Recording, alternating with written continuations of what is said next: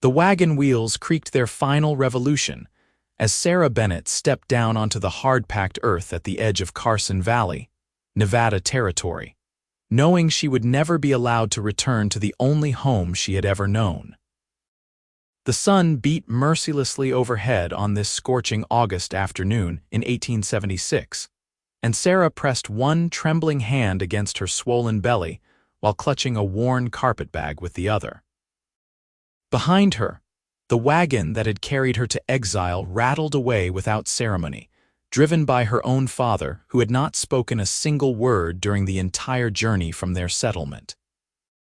The dust cloud rising in the wagon's wake seemed to symbolize everything she was losing, every familiar face and comfortable certainty dissolving into the shimmering heat.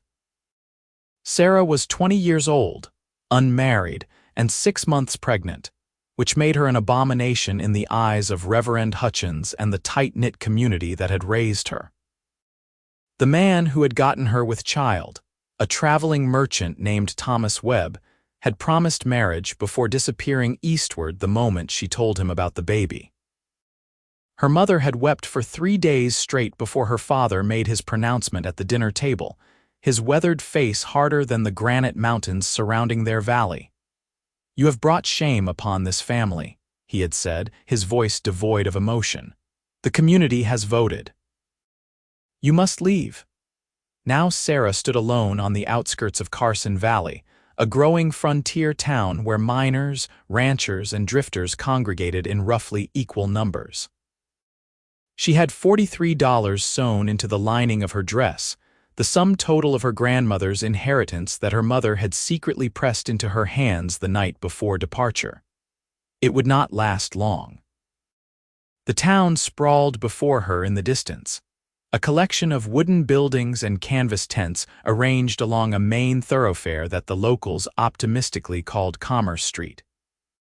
Sarah straightened her bonnet and began walking, each step raising small puffs of dust that clung to the hem of her blue calico dress. She had no plan beyond finding lodging and some form of work, though she knew her condition would make employment nearly impossible to secure. What Sarah did not know was that she was being watched.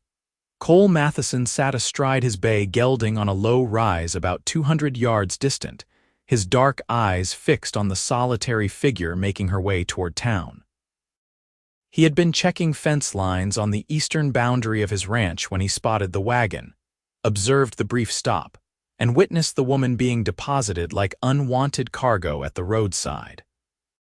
Even from this distance, Cole could see the proud set of her shoulders despite whatever circumstances had led to her abandonment.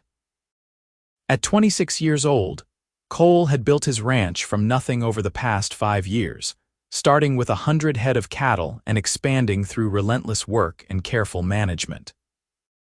He employed 6 men full-time and owned 3,000 acres of decent grazing land with reliable water access. The ranch was his entire life, filling every waking hour with purposeful activity that left no room for loneliness or reflection on what might be missing from his existence. Cole had noticed Sarah Bennett before, though they had never spoken. She attended church services in the settlement north of Carson Valley, while Cole made the trip into town for supplies every few weeks. He had seen her twice at the general store, once helping an elderly woman carry packages, and another time selecting fabric with careful consideration, her slender fingers running over the material with obvious appreciation for its quality. She had a face that belonged in oil paintings, with high cheekbones, expressive hazel eyes, and honey-colored hair that caught the sunlight. But more than her physical beauty, there was an intelligence in her expression and a kindness in her interactions that had captured his attention both times. Now, watching her walk alone toward an uncertain future, Cole felt something shift in his chest. He had heard rumors over the past weeks, whispered conversations that stopped when he entered the saloon or the mercantile. A girl from the northern settlement had gotten herself in trouble. Her family was going to cast her out. The community wanted nothing to do with moral failings of that nature. Cole urged his horse forward, closing the distance at an easy lope. He had no clear plan forming in his mind, only a certainty that he could not simply ride away and leave her to face whatever hardships awaited a pregnant, unmarried woman alone in a frontier town. Sarah heard the approaching hoofbeats and turned, one hand instinctively rising to shield her eyes from the glare. The rider who approached cut an impressive figure, tall and broad-shouldered, sitting his horse with the easy grace of someone born to the saddle. He wore the practical clothing of a working rancher: worn denim trousers, a chambray shirt open at the collar, a leather vest, and a wide-brimmed hat that shadowed his face. As he drew closer and removed his hat in a gesture of respect, Sarah found herself looking up into a sun-bronzed face with strong features and surprisingly gentle dark eyes. "Ma'am," Cole said, his voice a deep rumble. "Forgive the intrusion, but I could not help noticing you were set down here alone. Are you in need of assistance?" Sarah's first instinct was to refuse, to claim she had everything under control, but something about the genuine concern in this stranger's expression made her hesitate. She was tired of pretending, exhausted from weeks of facing cold judgment and whispered condemnations. "I am making my way into town," she said simply, keeping her chin raised despite the heat flooding her cheeks. "I appreciate your concern, but I can manage." Cole glanced toward Carson Valley, then back at Sarah, taking in the single small bag and the obvious signs of her pregnancy that her shawl could not entirely conceal. He understood immediately what had happened, and the injustice of it sparked anger in his chest. A woman faced exile while the man who shared responsibility for her condition faced no consequences whatsoever. "It is a fair distance in this heat," Cole said carefully. "I would be happy to offer you a ride, or at the very least, some water." He reached for the canteen hanging from his saddle horn and offered it to her. Sarah's throat was indeed parched, and pride seemed a foolish thing to cling to under the circumstances.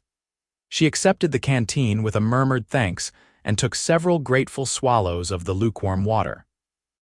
When she handed it back, their fingers briefly touched, and Sarah felt an unexpected jolt of awareness that had nothing to do with her desperate situation. "I am Cole Matheson," he said. "I run a cattle ranch about 3 miles northeast of here." "Sarah Bennett," she replied, and then, because she was tired of deception and half-truths, she added, "I have been exiled from my community for bearing a child out of wedlock." The blunt honesty of her statement seemed to surprise Cole, but respect flickered across his features rather than disgust. "Then your community is populated by fools and hypocrites," he said with quiet conviction. "Begging your pardon for speaking plainly, but casting out a woman who needs support the most seems contrary to every principle of decency." Tears stung Sarah's eyes at his unexpected kindness, but she blinked them back fiercely. She had cried enough over the past weeks. "Nevertheless, here I am, and I must make the best of circumstances." Cole made a decision in that moment, one that would alter the trajectory of both their lives. He swung down from his horse in one fluid motion and stood before her, close enough that she had to tilt her head back to meet his eyes. "Miss Bennett," he said, his voice steady and sure despite the wild leap his heart was taking. "I have a proposition that may seem sudden and perhaps unwelcome, but I ask that you hear me out before refusing." Sarah waited, her hands gripping the handle of her carpetbag so tightly her knuckles whitened. "I am a man of some means, with a house that is far too empty and a future that looks increasingly solitary. You are a woman in need of security and a name to protect both yourself and your child." Cole paused, searching for the right words. "I am not a particularly eloquent man, Miss Bennett, but I am honest and hardworking. I can provide you with safety, shelter, and respect. No one would dare question or judge you as my wife." Sarah's breath caught in her throat. "You are proposing marriage. To me, you do not even know me." "I know you were helping Mrs. Patterson carry her packages 3 months ago when you could have walked past," Cole said. "I know you took 20 minutes selecting fabric at the mercantile because you wanted to make the right choice." I know you are standing here with your head held high despite circumstances that would break many people. That tells me more about your character than 100 formal introductions. But the child, Sarah whispered, the baby is not yours. The baby will be mine if you accept my proposal, Cole said firmly. I would raise the child as my own with all the love and protection I could provide. No one need ever know different. Sarah stared at this unexpected man who was offering her salvation when she had expected only judgment and hardship. Part of her wanted to refuse on principle, to prove she could survive independently, but a larger part recognized the extraordinary gift being offered. Her child would have a father, a home, and a future free from the stigma of illegitimacy. Why would you do this? She asked, needing to understand his motivation. You could have any woman you wanted. A shadow of old pain crossed Cole's features. I was engaged once, 5 years ago, to a woman named Elizabeth Chambers. She broke our engagement because she wanted a lawyer or a banker, not a man who smelled of cattle and dirt. I built this ranch partly to prove something to myself, and partly to stay too busy to feel lonely. But watching you today, seeing your courage and dignity, I realized I have been waiting for someone real, someone with genuine strength and character. He took a breath. I cannot offer you a grand romance or flowery words, Miss Bennett. But I can offer you partnership, respect, and a future where you and your child will never want for anything. Sarah felt something shifting inside her, old certainties crumbling to make room for new possibilities. This man, this stranger with kind eyes and steady hands, was offering her more than rescue. He was offering dignity. If I accept, she said slowly, I would want a true marriage, not simply an arrangement on paper. I would work alongside you, contribute to your household, and earn my place. I would expect nothing less, Cole said, and the warmth in his voice sent unexpected warmth through Sarah's chest. Then yes, Sarah said, her voice growing stronger with each word. Yes, Cole Matheson, I will marry you.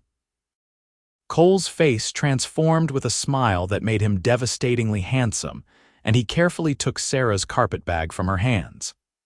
There is a minister in Carson Valley who can perform the ceremony today if you are willing. We can purchase a ring and whatever supplies you might need, and then I will take you home. Home. The word resonated through Sarah like a bell, promising things she had thought lost forever. They rode into Carson Valley together, Sarah seated side saddle in front of Cole with his strong arm supporting her.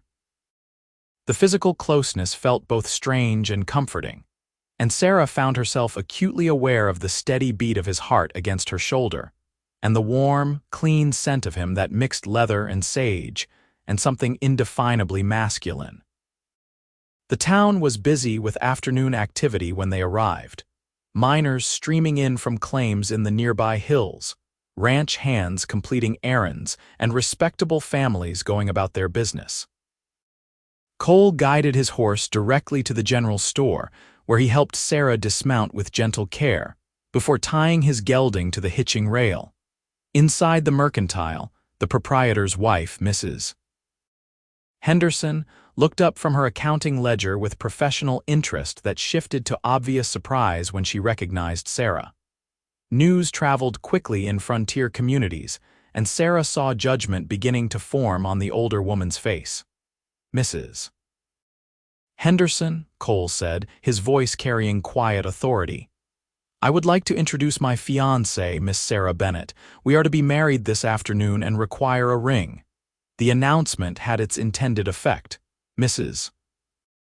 Henderson's expression shifted rapidly from judgment to calculation to obsequious pleasure. Cole Matheson was a valued customer whose ranch represented significant ongoing business. Mr. Matheson, what wonderful news, she exclaimed, coming around the counter with sudden warmth. We have several lovely rings that might suit.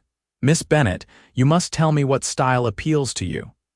Sarah found herself ushered to a display case containing a modest selection of jewelry. Her eyes were drawn immediately to a simple gold band with delicate engraving, elegant in its understated beauty.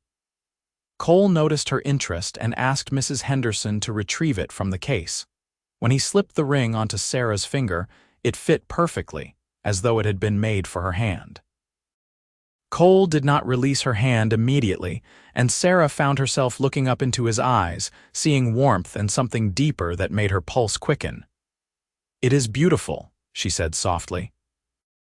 "Not nearly as beautiful as the woman wearing it," Cole replied, and the sincerity in his voice made Sarah believe he truly meant the words. They purchased additional supplies including fabric, thread, and various household items that Sarah selected with Cole's encouragement. He seemed genuinely interested in her preferences and opinions, asking what colors she favored and what foods she preferred to cook. It was a far cry from the dictatorial relationship her father had with her mother, where her father made every decision without consultation. From the Mercantile, they proceeded to the modest church at the northern end of Commerce Street, where Reverend Thompson, a weathered man with kind eyes, received them warmly. If he had any questions about the sudden marriage or Sarah's condition, he kept them diplomatically to himself. Cole's reputation as an honest, hard-working rancher carried weight, and the Reverend seemed genuinely pleased to officiate the union. "Do you have witnesses?" Reverend Thompson asked. Cole stepped outside and returned moments later with two men Sarah assumed were ranch hands based on their dusty working clothes. They removed their hats respectfully and introduced themselves as Jack Morrison and Pete Daniels, both of whom worked on Cole's ranch. The ceremony itself was brief but meaningful. Standing in the simple church with afternoon sunlight streaming through the windows, Sarah repeated vows that bound her life to this man she had known for less than 3 hours. Yet when Cole spoke his vows, pledging to honor and cherish her, to protect and provide for her, Sarah heard genuine commitment in every word. "You may kiss your bride," Reverend Thompson said with a smile. Cole leaned down slowly, giving Sarah every opportunity to pull away. Instead, she rose slightly on her toes to meet him halfway, and their lips touched in a kiss that was gentle, sweet, and full of promise. Sarah felt warmth bloom through her entire body, and when Cole finally pulled back, his eyes held wonder that she suspected mirrored her own expression. They were married. Sarah Bennett had become Sarah Matheson in the space of a few spoken vows, and her entire future had transformed. The ride to Cole's ranch took nearly an hour, following a well-maintained trail that wound through rolling grassland dotted with grazing cattle. Cole pointed out landmarks and told Sarah about the property, describing his plans for expansion and improvement with the enthusiasm of a man deeply invested in his work. Sarah listened with genuine interest, asking questions that seemed to please him with their perceptiveness. The ranch house came into view as they crested a gentle rise, and Sarah caught her breath at the sight. It was larger than she had expected, a sturdy structure built from timber and stone with a wide front porch and multiple windows that would fill the interior with natural light. Outbuildings including a barn, bunkhouse, and storage sheds completed the compound, all well-maintained and speaking to Cole's attention to detail and pride in his property. "It is beautiful," Sarah said, meaning it sincerely. "It will be more beautiful now," Cole replied, and Sarah felt warmth spread through her chest at the words. Cole helped her dismount and carried her bag toward the house while several ranch hands emerged from various locations to see what was happening. Cole made brief introductions, presenting Sarah as his wife with such pride that her eyes prickled with unexpected tears. The men were clearly surprised but universally respectful, offering congratulations and welcoming words that felt genuine. Inside, the house proved even more impressive. The main room featured a large fireplace, comfortable furniture, and windows that looked out over the grasslands toward distant mountains. A substantial kitchen occupied one end of the space, with a cast-iron stove and well-stocked pantry. Cole led Sarah down a short hallway to a spacious bedroom with a large bed covered in a simple quilt, a wardrobe, and a washstand. "I will give you privacy to settle in," Cole said, setting her bag on a chair. I need to attend to some ranch business, but I will return in time for supper. Please make yourself at home, Sarah. This is your house now as much as mine. After Cole left, Sarah stood in the center of the bedroom feeling overwhelmed by the day's rapid developments. This morning she had been facing exile and destitution. Now she was a married woman with a home, security, and a husband who seemed genuinely kind despite their unconventional beginning. She unpacked her meager belongings, hanging her 2 other dresses in the wardrobe that contained Cole's clothing. The mingling of her garments with his felt intimate and strange, a physical representation of their joined lives. Sarah ran her hand over one of Cole's shirts, feeling the worn softness of the fabric and imagining him wearing it during long days of ranch work. Determined to contribute immediately, Sarah explored the kitchen and began preparing supper from the well-stocked supplies. She found flour, eggs, and preserved vegetables, deciding on biscuits, gravy, and fried potatoes. Cooking in this kitchen with its superior equipment and generous ingredients felt almost luxurious compared to the cast-off items her family had given her over the years. Cole returned as the sun was beginning its descent toward the western mountains, drawn to the house by delicious aromas wafting from the kitchen. He stopped in the doorway, watching Sarah work with efficient grace, her hair slightly disheveled from the heat of the stove and her face flushed from exertion. She looked perfect standing in his kitchen, like she had always belonged there. "Something smells wonderful," he said, and Sarah turned with a smile that made his heart lurch. "I hope you are hungry. I may have made too much, not knowing your appetite." They sat down to eat together at the large wooden table, and Sarah felt a sense of rightness settling over her despite the strangeness of the situation. Cole ate with obvious appreciation, complimenting her cooking with sincerity that made her blush with pleasure. "Tell me about your family," Cole said as they ate, "if you are comfortable speaking of them." Sarah considered the question carefully. "My father is a stern man who values reputation above everything else, including the happiness of his children. My mother is gentler but lacks the strength to contradict him. I have 2 younger sisters who I will likely never see again." Her voice caught slightly on the last words. Cole reached across the table and covered her hand with his own. "I am sorry you were treated so unjustly. A family should offer support and love, not conditional acceptance based on arbitrary judgments." "What about your family?" Sarah asked, grateful for the change of subject. "My parents died of fever when I was 19, Cole said. "I was working as a ranch hand at the time, and I used my inheritance to purchase my first cattle and start this place. It has been lonely at times, building something without family to share it with." He paused, his thumb gently stroking the back of her hand. "Until now." The simple words carried enormous weight, and Sarah found herself blinking back tears for the second time that day. She had expected survival at best, but Cole was offering something that felt remarkably like belonging. That night, as they prepared for bed, Sarah felt nervousness flutter through her stomach. She changed into her nightgown in the bedroom while Cole gave her privacy by staying in the main room. When she finally emerged and climbed into the large bed, Cole entered wearing simple sleep clothes and extinguished all but one lamp. He slid into bed beside her, but maintained a respectful distance. "Sarah," he said quietly into the darkness, "I want you to know that I have no expectations tonight or any night until you are ready and willing. This marriage may have begun unusually, but I want to build something real between us based on mutual care and respect." Sarah rolled onto her side to face him, able to make out his profile in the dim light. "You are a remarkable man, Cole Matheson. I am beginning to think my exile was the best thing that could have happened to me." Cole turned his head to meet her eyes. "I rode after you because I could not stand the thought of you facing hardship alone. I proposed marriage because it seemed the right thing to do. But Sarah, I want you to know that even in these few hours, you have brought light into my life that has been absent for far too long." Sarah reached across the space between them and found his hand, lacing her fingers through his. They fell asleep that way, hands joined, two people beginning to build something unexpected and precious. The following weeks brought a rhythm and routine to their joined lives.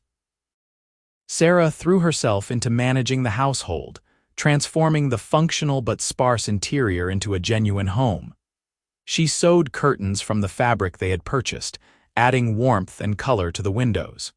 She rearranged furniture and added small touches that personalized the space. In the kitchen, she experimented with recipes and discovered that Cole had a particular fondness for apple pie, which she made whenever supplies permitted. Cole, for his part, involved Sarah in ranch decisions to a degree that surprised and pleased her. He asked her opinion on matters ranging from where to dig a new well to which cattle to cull from the herd. He taught her to ride properly, patiently correcting her posture and hand position until she could handle his gentlest mare with confidence.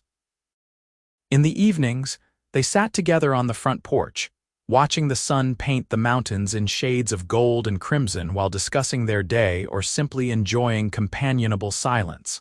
Slowly, carefully, they were falling in love. Sarah began to notice small things about Cole that made her heart flutter. The way he always removed his hat when entering the house, a gesture of respect that never failed to touch her. The gentleness with which he handled newborn calves despite his large, work-roughened hands. The quiet pride in his expression when he looked at improvements she had made to their home. The way he always kissed her forehead before leaving for morning chores, a gesture that had evolved naturally over their weeks together. Cole found himself constantly aware of Sarah's presence, his entire being attuned to her moods and needs. He loved the soft, humming sounds she made while cooking, usually hymns from her childhood that she sang unconsciously. He loved the way she argued with him when she disagreed about ranch decisions, her intelligence and independence challenging him in the best possible ways. He loved watching her hand rest protectively on her growing belly, thinking about the child he had already claimed as his own. One evening about 6 weeks into their marriage, they were sitting together on the porch swing Cole had installed at Sarah's request. The night was warm and clear, stars scattered across the sky like diamond dust. Sarah had been quieter than usual during supper, and Cole sensed she had something on her mind. "Cole," she said finally, her voice soft in the darkness, "I need to tell you something about the baby's father." Cole tensed slightly, but he kept his voice gentle. "You do not owe me explanations about the past, Sarah. I want to tell you," she insisted. "You deserve to know." She took a breath. "His name was Thomas Webb, and he was a traveling merchant who came through our settlement selling fabrics and household goods. He was handsome and charming, and he paid attention to me in ways no one ever had before. He told me I was beautiful and intelligent. He said he loved me and wanted to marry me." Sarah paused, her hands twisting in her lap. Cole covered them with one of his own, offering silent support. "I believed him," she continued. "I thought we would build a future together. When I told him about the baby, his entire demeanor changed. He said I had trapped him, that I was trying to force him into something he never wanted. He left town the next morning, and I never saw him again."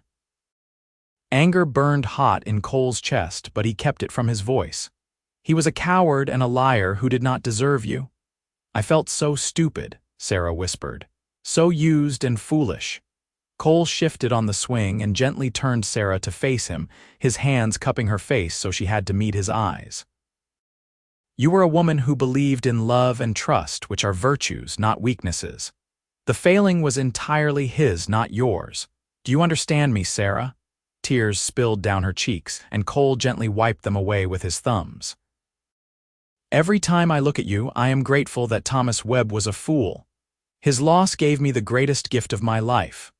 "Cole," Sarah breathed, and then his lips were on hers, kissing her with a tenderness that quickly deepened into passion.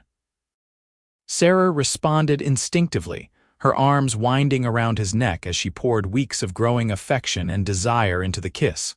When they finally pulled apart, both breathing heavily, Cole rested his forehead against hers. I love you, Sarah Matheson. I think I have been falling in love with you since the moment I saw you standing alone on that road with your head held high. I love you too, Sarah said, the words emerging with absolute certainty. I did not think it was possible to feel this way so quickly, but Cole, you have given me everything. Safety, respect, kindness, and now love. You are the finest man I have ever known. They made love that night with gentle passion, Cole taking exquisite care with Sarah's pregnant body while showing her depths of pleasure and connection she had never imagined possible. Afterward, lying wrapped in each other's arms, Sarah felt a completeness that seemed almost miraculous. 2 months ago, she had been facing exile and shame. Now she lay beside a man she loved, carrying a child who would be raised with affection and security, her future bright with promise. The following months brought both joys and challenges. Sarah's pregnancy progressed well, and Cole was attentive to her every need, often to the point where she had to gently insist she was capable of normal activities. He built a beautiful cradle from polished oak, spending evenings in the barn carefully shaping and smoothing each piece. Sarah sewed tiny clothes and blankets, her hands creating garments soft enough for delicate infant skin. In October, Sarah went into labor on a crisp autumn morning when the aspen trees had turned golden on the mountainsides. Cole rode into town at breakneck speed to fetch the midwife, Mrs. Patterson, the same elderly woman Sarah had once helped with packages. The labor was long and difficult, testing Sarah's strength and courage while Cole paced frantically in the main room, feeling helpless and terrified. Finally, as evening shadows lengthened across the land, a baby's cry pierced the air, and Cole nearly collapsed with relief. Mrs. Patterson emerged from the bedroom with a smile on her weathered face. "You have a son, Mr. Matheson, and your wife is asking for you." Cole entered the bedroom to find Sarah propped against pillows, exhausted but radiant, holding a tiny bundle wrapped in one of the blankets she had sewn. He approached slowly, awe washing over him as he looked at the infant's small, perfect face. "Meet your son," Sarah said softly, and the way she emphasized the word "your" made Cole's throat tighten with emotion. He sat carefully on the edge of the bed and held out his arms. Sarah placed the baby into them, and Cole looked down at the child with overwhelming love. "He is perfect." "You are perfect. Thank you, Sarah, for this incredible gift." "What should we name him?" Sarah asked. Cole thought for a moment. "What about James? It was my father's name." "James Matheson," Sarah said, testing the sound. "It is perfect." They named their son James Cole Matheson, and he became the center of their world. Cole proved to be a natural father, patient and tender with the infant despite his large hands and rough appearance. He would walk the floor with James during fussy nights, singing off-key lullabies that somehow soothed the baby. He changed diapers without complaint and spent hours simply watching his son sleep, marveling at the miracle of this small life. Sarah watched her husband with their son and felt her love for Cole deepen impossibly further. He had taken on another man's child without hesitation, loving James as completely as if he had fathered him, and the generosity of that gift moved her profoundly. The ranch continued to prosper under Cole's management, and their lives settled into a pattern of hard work balanced with family joy. When James was 6 months old and spring had returned to the grasslands, Sarah mentioned one evening that she would like more children. "I want James to have siblings," she said. "I want to give you children of your own blood, Cole." Cole looked at her with such love that Sarah felt her breath catch. "James is my son in every way that matters, but yes, I would love to have more children with you. I would love to fill this house with the sound of children's laughter." Their daughter, Rebecca, was born in the spring of 1878, a healthy baby with Cole's dark hair and Sarah's hazel eyes. Cole was present for the birth this time, holding Sarah's hand and supporting her through each contraction, until their daughter entered the world with a lusty cry that made them both laugh through tears of joy. 2 years later, another son arrived, whom they named Daniel. The house rang with children's voices, and the ranch hands grew accustomed to finding toys scattered about the yard and small children underfoot during their work. One summer evening in 1881, 5 years after their impulsive marriage, Sarah and Cole sat on their porch swing watching their 3 children play in the yard. James, now almost 5, was teaching 4-year-old Rebecca how to skip stones in the water trough while 2-year-old Daniel toddled between them, shrieking with laughter. "You ever regret it?" Sarah asked quietly. "Taking on a pregnant, exiled woman you barely knew?" Cole pulled her closer against his side and kissed the top of her head.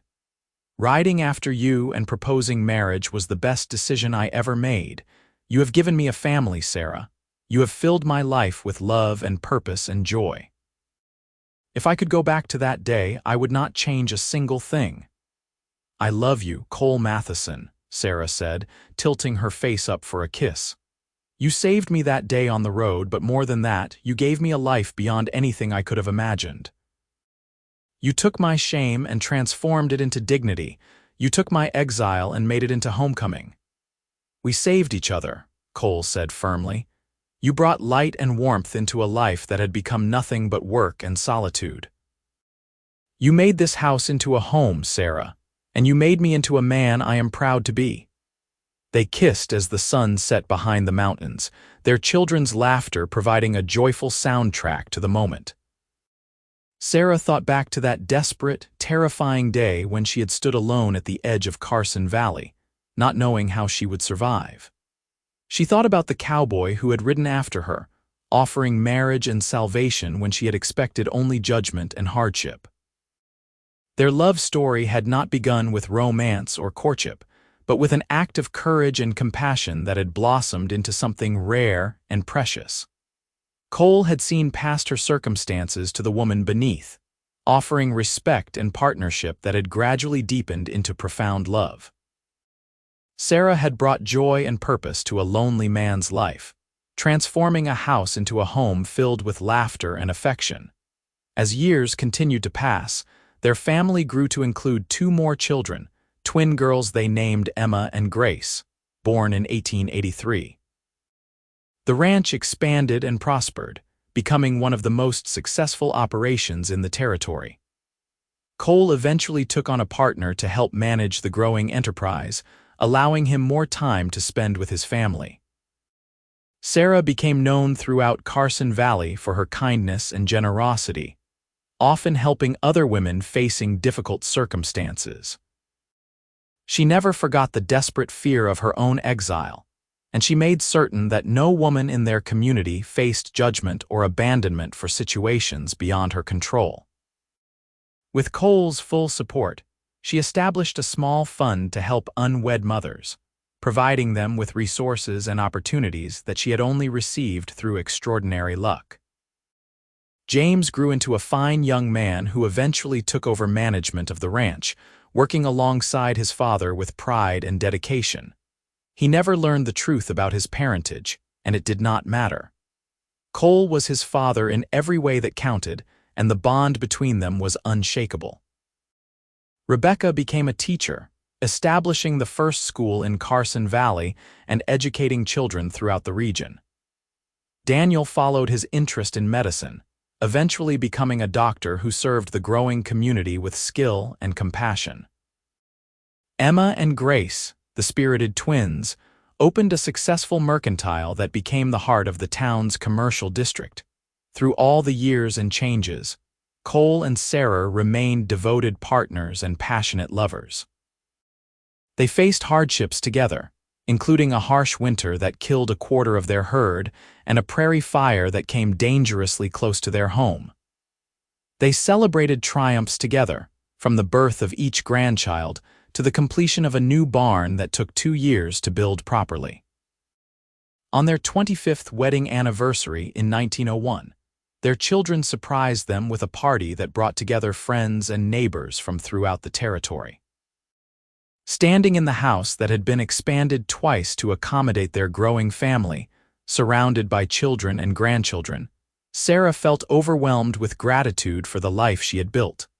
Cole found her standing alone on the porch, taking a moment away from the celebration. He wrapped his arms around her from behind, and she leaned back against his solid warmth, marveling that 25 years had not diminished her attraction to this man. "What are you thinking about?" Cole asked, his breath warm against her ear. "I am thinking about that terrified girl standing alone on a dusty road, watching her old life disappear in a cloud of dust," Sarah said. "I am thinking about the cowboy who rode after her and offered her the world. And what did that girl think when a stranger proposed marriage?" Cole asked, amusement coloring his voice. "She thought he was either crazy or an angel," Sarah said with a laugh. "It took me weeks to decide which one you actually were, and your conclusion." Sarah turned in his arms to face him, reaching up to touch his face, now lined with age but still strong and handsome. "I decided you were simply a good man who saw someone in need and chose compassion over convenience. You changed the entire course of my life that day, Cole." "We changed each other," Cole corrected, pulling her close for a kiss that still carried the spark and passion of their early days. "And I would do it all again in a heartbeat." As they stood wrapped in each other's arms on the porch of their home, their family celebrating inside, Sarah reflected on the strange and wonderful path her life had taken. She had been exiled for bearing a child unwed, cast out by people who valued reputation over mercy. But that exile had led her directly to Cole Matheson, a man who had looked past society's judgment to see the woman beneath. Their marriage had begun with a simple proposal on a dusty road. "Be my wife now." Those words had transformed both their lives, creating a partnership built on mutual respect, growing affection, and eventually profound love. They had built a family together, raised children who went out into the world with confidence and compassion, and created a legacy that would endure for generations. Sarah had learned that sometimes the worst moments in life could lead to the greatest blessings. Her exile had seemed like the end of everything, but it had actually been the beginning of something beautiful beyond her wildest dreams. Cole had ridden after her not out of pity, but out of recognition that here was someone worth fighting for, worth building a life beside. Their love story was not the traditional romance of fairy tales, with courtship and gradual acquaintance. Instead, it was the story of two people who took a leap of faith together, committing to each other before they truly knew what they were committing to, and then spending the rest of their lives honoring that commitment. It was a love built not on initial passion, but on daily choices to show up for each other, to support and care for each other, to build something meaningful together. As the party continued inside their home, filled with the laughter of children and grandchildren, Cole and Sarah remained on the porch, holding each other and watching the sun set over the land they loved. They had faced their share of hardships and challenges over the years, but they had faced them together, and that had made all the difference. "I love you, Sarah Matheson," Cole said softly. "From that first moment on the road until my last breath, you will always be the best thing that ever happened to me." "And I love you, Cole," Sarah replied, her heart full to overflowing. "You saw me when others turned away. You offered me dignity when others offered only judgment. You gave me a family, a home, and a love I never thought possible. You are my miracle." They kissed again as the stars began to appear overhead, two people still deeply in love after 25 years of marriage. Their story had begun with an act of compassionate courage on a dusty Nevada road in 1876, and it had grown into something beautiful and enduring, a testament to the power of choosing love over judgment, mercy over condemnation, and faith over fear. The cowboy had ridden after the exiled woman and offered her everything. She had accepted, and together they had built a life that exceeded anything either of them could have imagined. Their love had weathered every storm and emerged stronger, a beacon of hope proving that sometimes the most unexpected beginnings lead to the most extraordinary endings.